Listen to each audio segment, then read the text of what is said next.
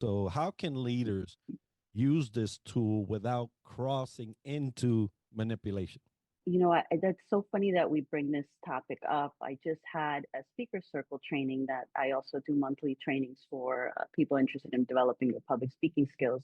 And we talked about persuasion and often how people feel, when they're speaking. They don't want to feel any kind of way or like they're salesy, right? But influence is service. When you can influence someone, you are serving that individual, right? Manipulation, on the other hand, is self serving. I'm telling you something and I'm speaking to you because I want something in return, versus I'm telling you something that's going to motivate you, that's going to inspire you to do something.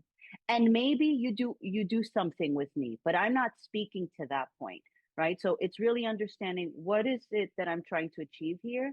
People connect with people. So really speaking to someone is and influencing a decision that they may have is serving them.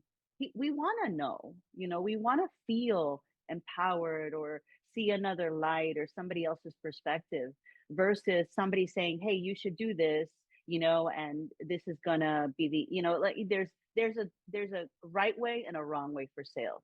Having been in sales, and marketing and business ownership is sales all the time, right?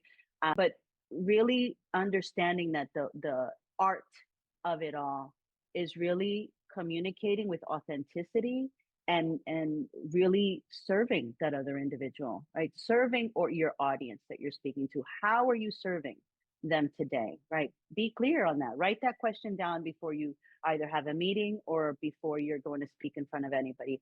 How are you serving those individuals today? And how can you make their life better in some way?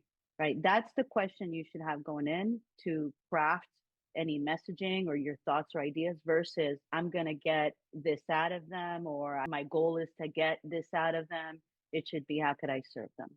How could I do what's right for them, and inspire them to be motivated by the words that I'm choosing to use when I'm sharing a story or sharing a point or a message.